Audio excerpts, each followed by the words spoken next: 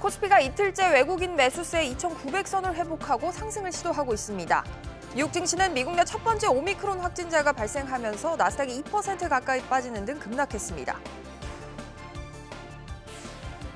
오늘 0시 기준 코로나19 신규 확진자와 위중증 환자 수가 또 한 번 최다 기록을 갈아치웠습니다.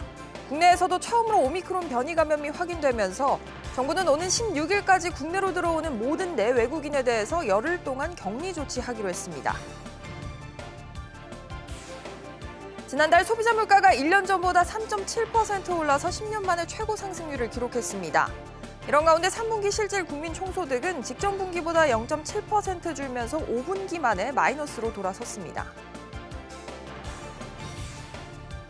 홍남기 경제부총리가 여당이 추진하는 다주택자의 양도소득세 인하와 관련해서 다주택자에 대한 양도세 완화 조치는 정부에서 전혀 논의한 바 없고 추진 계획도 없다라고 선을 그었습니다. 또 한 번 당정 간의 입장이 엇갈리면서 시장의 혼란이 커지고 있습니다. 이상 이 시각 주요 뉴스입니다.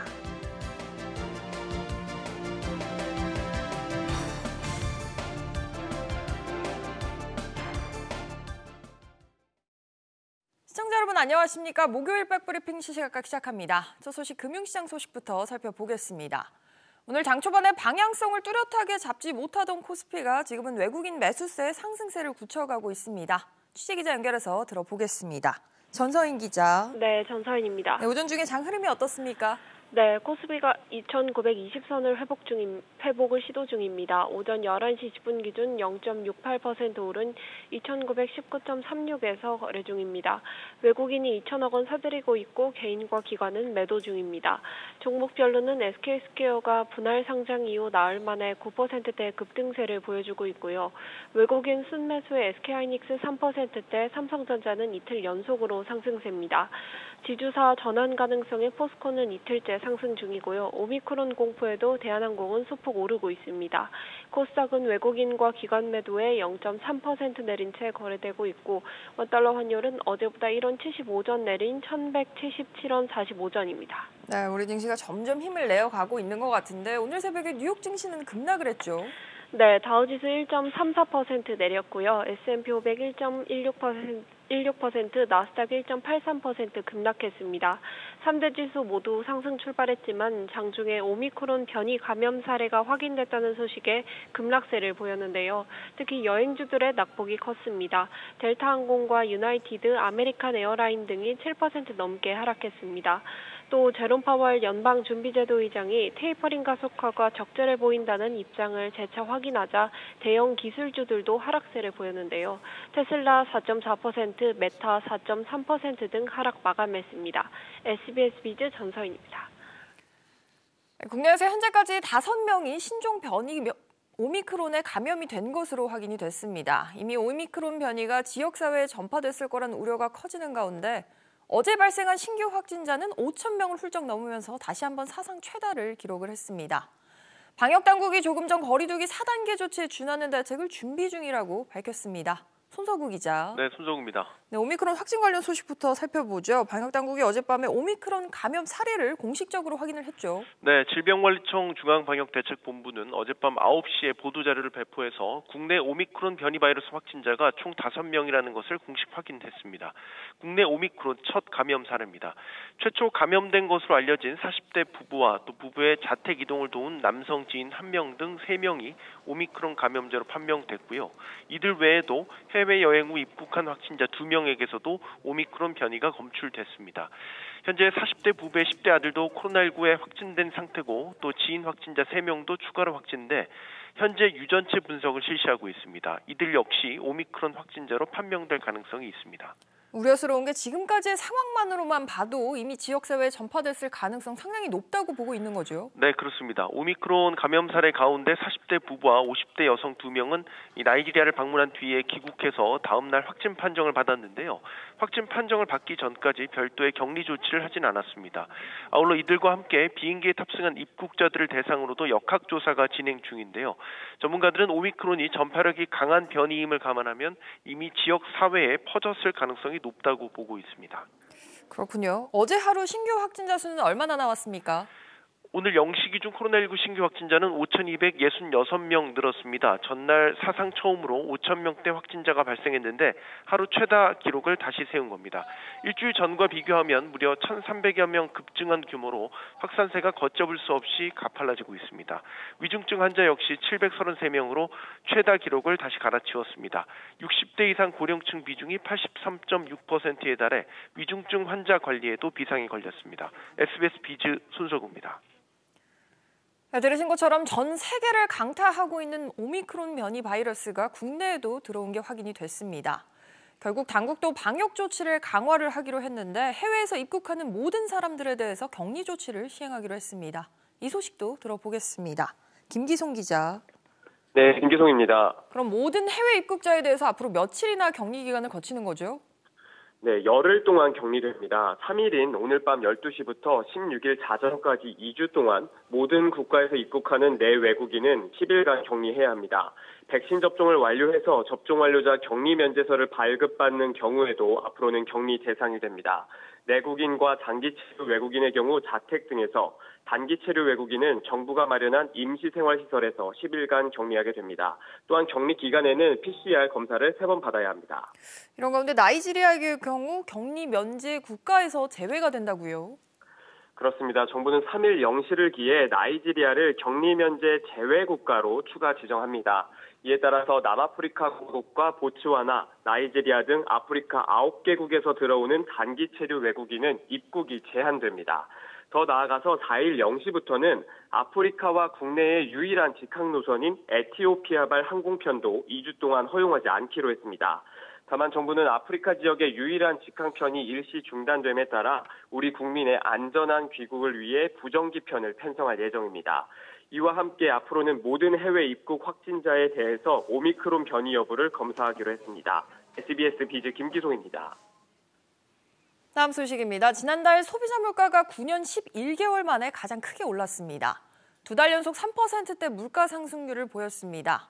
국내 총생산 GDP는 전분기보다 0.3% 성장했습니다. 이 소식도 들어보겠습니다. 서주영 기자. 네, 서주연입니다. 소비자 물가가 9년 11개월이면 거의 10년 만에 최대로 올랐다는 건데 어떻게 나왔습니까? 네, 통계청에 따르면 지난 11월 소비자 물가 상승률은 3.7%로 2달 연속 3%대 물가 상승률을 기록했습니다. 11월 물가 상승률은 지난 2011년 12월 4.2%를 보인 이후 9년 11개월 만에 가장 높은 상승률을 보였는데요. 지난 3월만 해도 1년 전과 비교해 1.5% 선이었던 소비자 물가 상승률은 4월 2.3%를 보여 한국은행의 물가 안정 목표치 2%를 넘어섰습니다.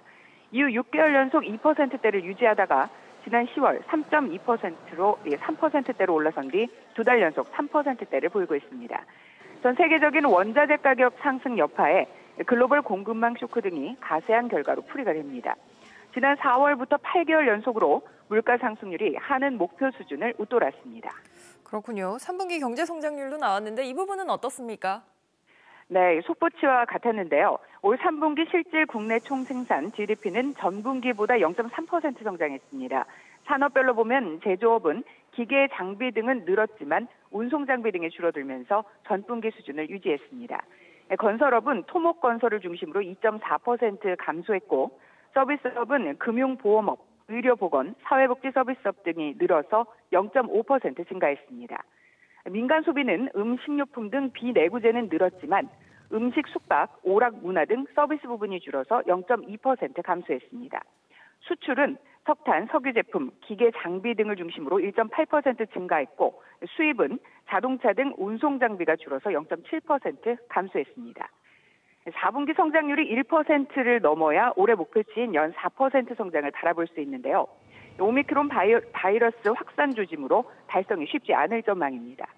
SBS 비즈 서주연입니다. 들으신 것처럼 물가는 이렇게 오르는데 국민들의 지갑은 더 얇아진 것으로 집계가 됐습니다. 해외 배당이 줄면서 3분기 국민 총소득이 전분기보다 0.7% 줄었고 3분기 만에 마이너스로 돌아섰습니다. 이어서 정광윤 기자가 전해드립니다. 3분기 실질 국민 총소득 GNI는 전분기보다 0.7% 감소했습니다. 지난해 2분기 이후 플러스를 유지하다가 5분기 만에 다시 마이너스로 돌아선 겁니다.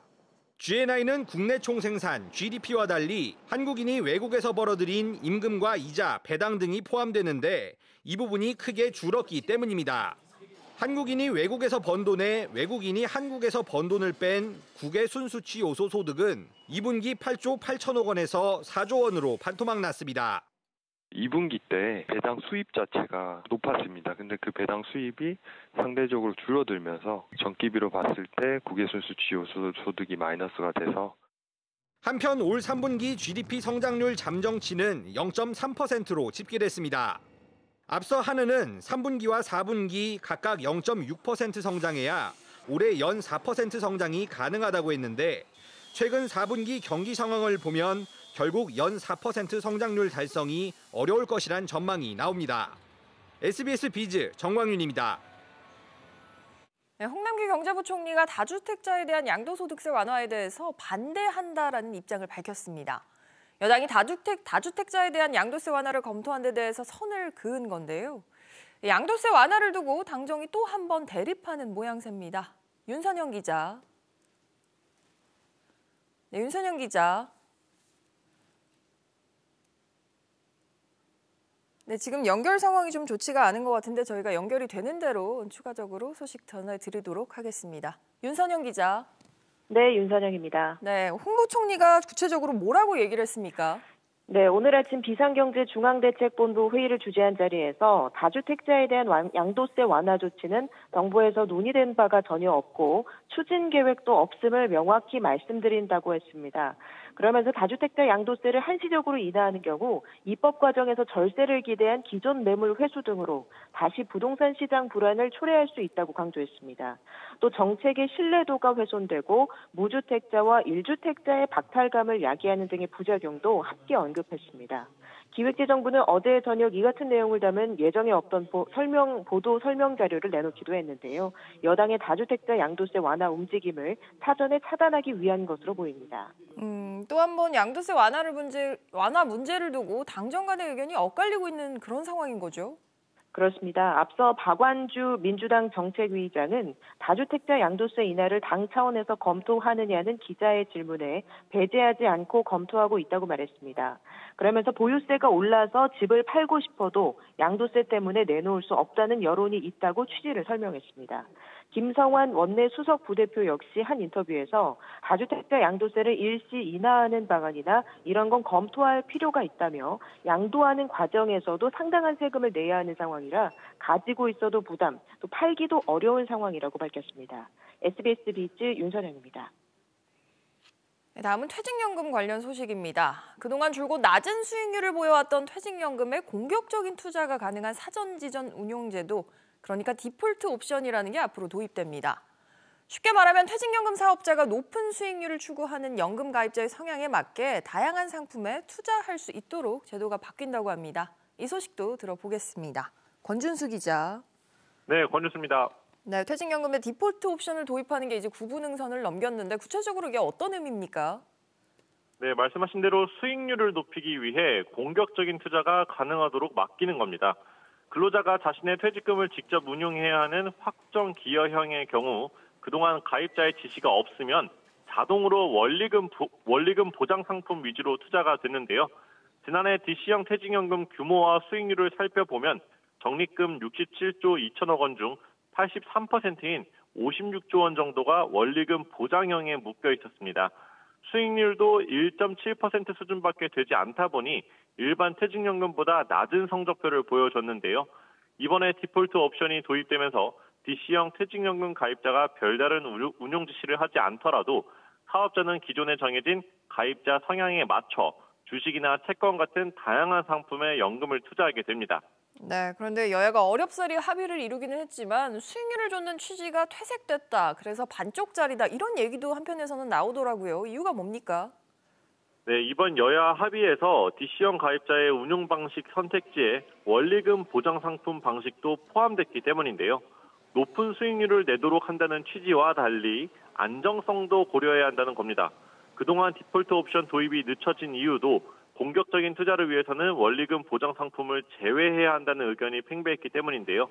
개정안이 이달 중 국회 본회의를 통과하면 내년 상반기에는 퇴직연금 디폴트 옵션이 본격적으로 시행될 전망입니다. SBS 비즈 권준수입니다. 보통 자동차 사고가 나면 보험사를 부르고 보험사는 연계된 정비업체에 수리를 맡기게 되는데요. 이때 보험사는 부품값 이외에도 정비수가라는 공인비를 정비업체에 지불하고 있습니다. 그런데 이 수가가 인상되면서 자동차 보험료 역시 인상될 유인이 커졌습니다. 김성윤 기자가 전해드립니다. 자동차 보험 정비수가가 4.5% 올랐습니다. 정비수가는 자동차 사고 시 보험사가 정비업체에 지급하는 공인비로 보험과 정비 두 업계는 지난 9월 논의를 통해 이 같은 인상률에 합의했습니다. 정비수가가 오르면 보험사의 보험급 지급액이 늘기 때문에 보험료 인상으로 이어집니다. 정비수가는 보험료에 미치는 영향은 한 0.6% 정도 될 걸로 예상을 합니다. 요율 인상 시기를 지금 명확하게 말씀드리긴 좀 곤란하지만 내년 1분기 안에는 마무리할 생각입니다. 보험업계에선 보험사에 따라 1%대까지 보험료가 인상될 수 있다고 추산하고 있습니다. 다만 당장의 보험료를 인상하겠다는 보험사는 아직까진 없습니다.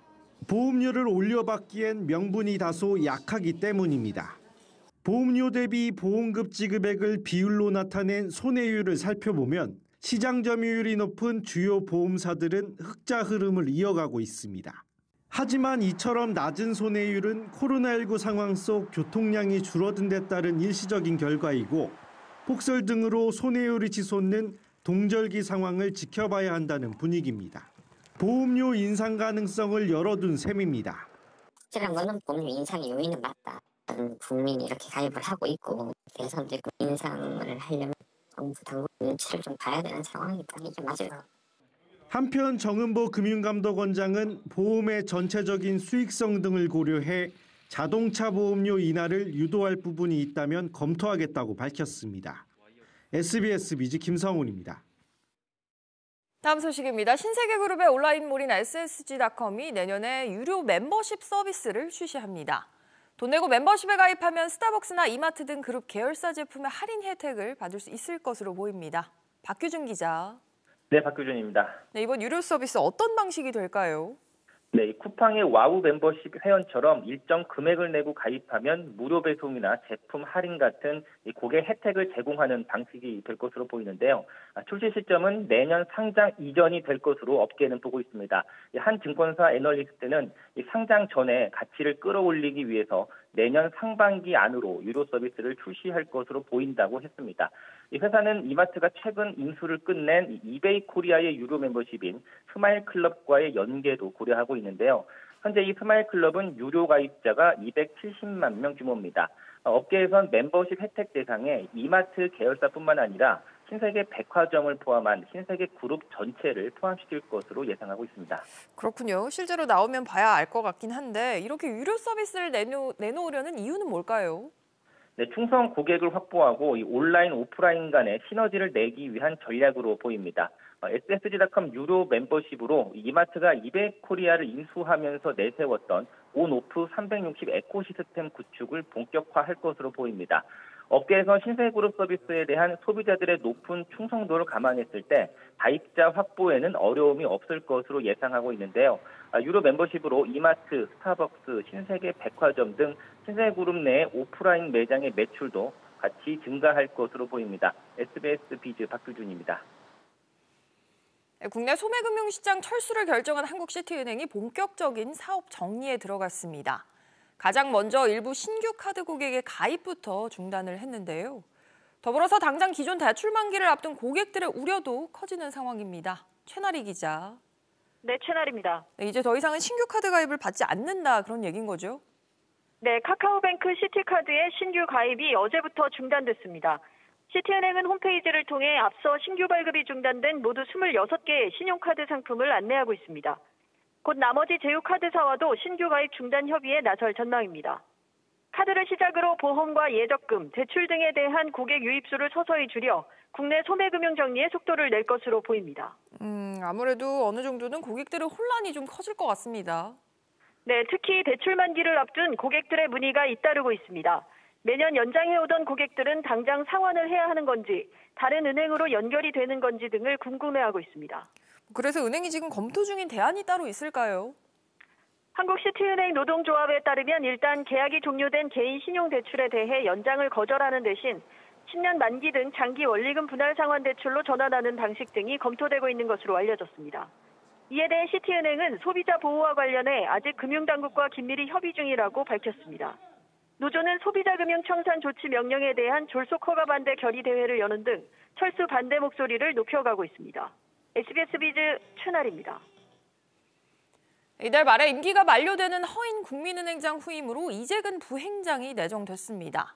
이걸 두고 국민은행 노조는 이재근 부행장의 행장 내정을 철회하라라고 하면서 반발하고 나섰습니다. 차기 은행장 인선이 시작부터 삐걱대는 분위기입니다. 이 소식도 들어보겠습니다. 이한승 기자. 네, 이한승입니다. 이재근 행장 내정자가 행장이 되려면 아직은 절차가 좀 남아있는 그런 상태인 거죠? 네, 아직 남아있습니다. KB금융지주는 어제 계열사 대표이사 후보 추천위원회를 열고 차기 은행장 후보로 이재근 영업그룹 이사 부행장을 단독 추천했습니다. 이재근 부행장이 변화혁신 역량과 실행력을 겸비했다는 게 후보 추천의 이유였습니다. 당초에는 윤종규 KB금융그룹 회장의 키즈로 불리는 박정림 KB증권 사장을 비롯해 이동철 KB카드 사장 등이 거론됐는데요. 세대교체 측면에서 이재근 부행장이 추천된 것으로 전해졌습니다. 국민은행은 이번 달 은행장 후보 추천위원회를 열고 심사와 추천을 거쳐 은행 주주총회에서 행장 선임을 최종 확정할 계획입니다. 기존 허인 행장은 KB금융지주 부회장으로 승진하게 됐습니다. 그런데 눈에 띄는 게 이번에 국민은행 노조가 이재근 부행장의 행장 내정을 철회하라 이렇게 요구를 하고 나섰어요. 네, 노조는 이재근 내정자의 자격이 미달된다면서 내정 철회를 주장하고 있습니다. 노조는 이재근 내정자의 영업 현장 경험이 1년 6개월간의 판교에서의 지점장 생활이 전부라고 지적하고 있습니다. 게다가 이재근 내정자가 무리하게 원스톱을 고집하면서 직원들의 노동 강도를 높이고 민원을 폭증하게 만들었다고 비판했습니다. 앞서 KB국민은행 노조는 지난 2017년 허인 행장이 은행장으로 내정됐을 때도 날치기식으로 졸속으로 이루어졌다고 반발한 바 있습니다. SBS 비즈 이한승입니다. 다음 소식입니다. 새 사령탑으로 조주환 사장을 선임한 LG전자가 조직 개편에 드라이브를 걸었습니다. 전장사업 공급망 관리 조직을 강화하고 스마트 사업부를 단일 조직으로 통합했습니다. 강상 기자. 네, 강산입니다. 전장사업부의 조직 개편 어떻게 진행이 됐습니까?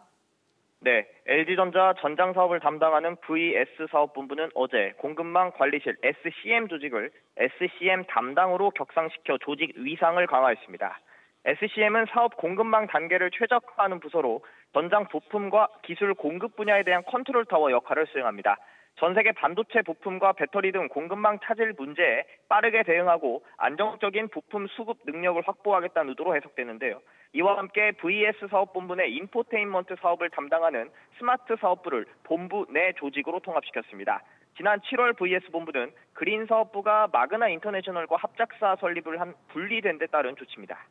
아무래도 임원 인사 이후에 발빠른 조직 개편으로 봐야 할 것 같습니다. 네, 그렇습니다. LG전자는 전장 중심의 주력 사업 경쟁력을 강화하고 효율적인 의사결정 구조 정비 차원이라고 설명했습니다. LG전자는 지난달 25일 지주사로 자리를 옮긴 권봉석 대표 후임에 조주환 부사장을 사장으로 승진시키고 CEO에 선임했습니다. 이와 함께 VS사업본부 수장에 은석현 스마트 사업부장을 발탁했는데요. 인사 발표 일주일도 안 돼 조직을 개편하며 내년 전장사업 새 판짜기에 본격 들어갔습니다. 전장사업은 LG전자 미래 먹거리로 꼽습니다. LG전자는 올해 7월 합작법인 LG 마그나 이파워트레인을 출범시켰는데요. 인포테인먼트 중심의 VS 본부를 필두로 ZKW의 램프, LG 마그나의 전기차 모터까지 3개, 3개 전장사업 시너지가 기대됩니다. SBS 비즈 강사입니다. 차량용 반도체 공급 차질 문제로 지난달에도 자동차 판매가 줄었습니다. 하지만 친환경차의 판매는 지난해보다는 크게 늘어난 것으로 집계가 됐습니다. 정인아 기자. 네, 정인아입니다. 네, 지난달 국내 자동차 얼마나 팔렸습니까? 네, 현대차와 기아, 르노삼성과 한국GM, 쌍용차의 지난달 국내외 판매량은 57만 3,758대로 집계됐습니다. 지난해보다 15%가량 줄었습니다. 5개 업체의 판매량은 지난 7월 이후 5개월 연속 감소세를 보였습니다. 차량용 반도체 부족 문제로 생산에 차질이 생기면서 판매에도 영향을 준 것으로 풀이됩니다. 지난달 국내 판매량은 12만 3,136대로 1년 전보다 14.2% 감소했고 해외 판매는 45만 622대로 15.2% 줄어들었습니다. 그렇군요. 전체 판매량은 줄었지만 친환경차의 판매는 크게 늘었군요. 네, 올해를 전기차의 원년으로 삼은 현대자동차는 올 들어 지난달까지 전기 수소차, 하이브리드 차를 포함한 친환경차의 누적 판매량이 10만 9,005대라고 밝혔습니다. 지난해보다 34.6% 늘어난 수준입니다. 국내에서 한 기업의 친환경차 판매량이 연간 10만 대를 넘어선 건 이번이 처음입니다. 특히 아이오닉5와 포터 전기차의 판매량이 크게 늘면서 현대차의 올해 11월까지 전기차 판매량은 지난해보다 2배 이상 급증했습니다. 기아도 올해 친환경차 판매량이 10만 대를 넘을 전망입니다. 기아는 올해 들어 지난달까지 총 9만 8,883대의 친환경차를 판매했다고 밝혔습니다. 1년 전보다 53.2% 증가한 수준입니다. 니로 EV와 봉고 EV 판매량이 지난해보다 2배 넘게 늘어나면서 판매 증가를 이끌었습니다. SBS 비즈 정인아입니다.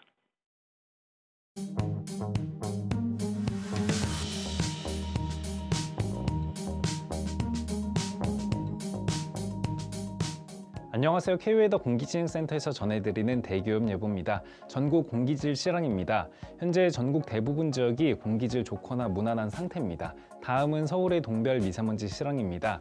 현재 서울은 대체로 공기질 깨끗한 모습을 보이고 있는데요.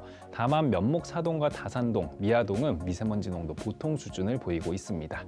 오늘 아침에도 전국이 대체로 영하권의 기온을 보이며 추웠습니다. 계절이 겨울로 접어드는 만큼 몸을 따뜻하게 해주시고 감기도 조심하시기 바랍니다. 한편 수도권과 강원 영서에는 저녁부터 빗방울 혹은 눈발이 날리는 곳이 있겠고요. 충남 서해안과 전라 서해안, 제주도는 밤부터 비가 오겠습니다. 또한 오늘 전국 공기질은 무난하겠습니다. 오늘은 중국 상해 부근에 위치한 고기압의 가장자리에 들겠지만 차차 북쪽을 지나는 기압골의 영향을 받겠고요. 전국 대기순환이 원활하겠습니다. 따라서 WH와 환경부 모두 오늘 전국의 미세먼지 농도를 보통 수준으로 예보하고 있습니다. 내일은 강원 영동을 제외한 전국 공기질이 탁하겠고 공기질은 토요일에 회복되겠습니다. 하지만 일요일부터 중서부 지역을 중심으로 먼지 농도가 높아져 이후로는 전국 공기질이 나쁘겠습니다. 지금까지 대기오염 예보였습니다.